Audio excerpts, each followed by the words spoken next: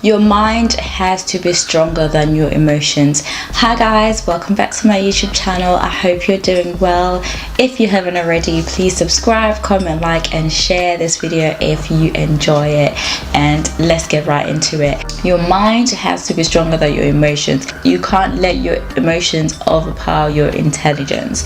I'm sure you can relate to a situation where you've done something based on your emotions, where your emotions have almost taken you out of character and you've done something that you didn't think that you could possibly do. Maybe you were so angry to the point where you've done something that you regret, or you've done something out of emotions. When you've calmed down and you think, why did I do that? You put yourself in a dilemma because you acted on your emotions.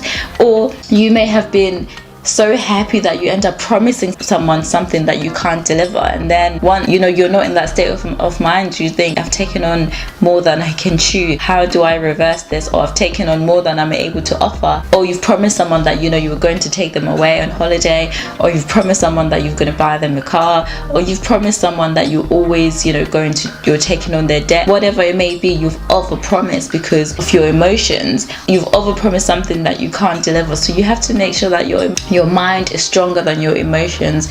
You can't act simply just on emotions.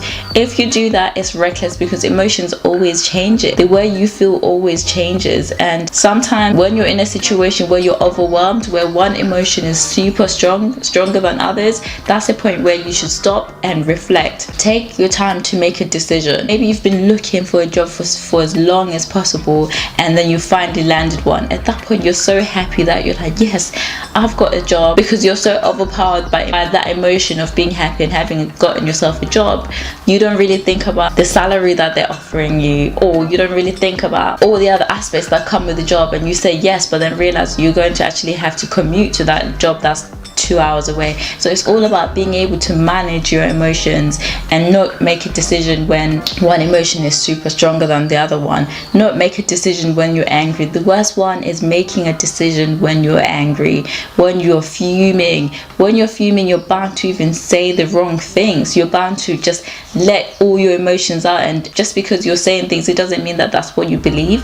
It doesn't mean that you hate that person. How many times have you been so angry at someone and told them you hate them, but really and truly you're just angry at the situation, you're angry at what's happened, but you don't hate the person? Like, give it a couple of days, the relationship is back to where it was, whether it's within your family, whether it's within relationships, or whether it's in business. The relationship goes back, but you don't want to destroy those relationships by letting your emotions overpower your intelligence. Don't let your emotions overpower your mind and how you think and destroy those relationships. You have to be really careful with what you say when you're angry, and make sure that you don't overpromise when you're feeling joy, when you're feeling like you're on top of the world. You have to keep your emotions in check. If you find that you're that type of person that acts on their emotions, maybe take the time to reflect. Maybe instead of sending a text, wait 2-3 hours, 5 hours, see how you feel then. If you still feel the same way, then go for it, but don't act right off the bat, because trust me, you will regret most decisions you make based on your emotions. Don't let your emotions overpower your intelligence. You are strong. You may be a strong-willed person, but if you're going through something emotionally, you start to even doubt yourself. Don't doubt yourself because of what you're feeling. There's a big difference between reality and what you're currently feeling, and it's being able to distinguish that. I'm sad right now, but it doesn't mean that my world is terrible. It doesn't mean that I'm the worst person alive. Or I'm happy right now, it doesn't mean that I've got it all. It doesn't mean that I won't be sad tomorrow. So it's being able to manage your emotions, being able to manage how you're going through life and how other people react to your emotions as well. And this can be applied generally, whether it's business. Don't sell your company that you've worked so hard for just because it's had a few losses, just because you've made less sales, just because your business partner has betrayed you, just because they've gone behind your back. So you have to make sure that you're managing your emotions. You're not letting them overpower you. You're keeping them in control, especially if you're fuming. Don't say things you regret because you were angry. Don't change your whole perspective, someone's life.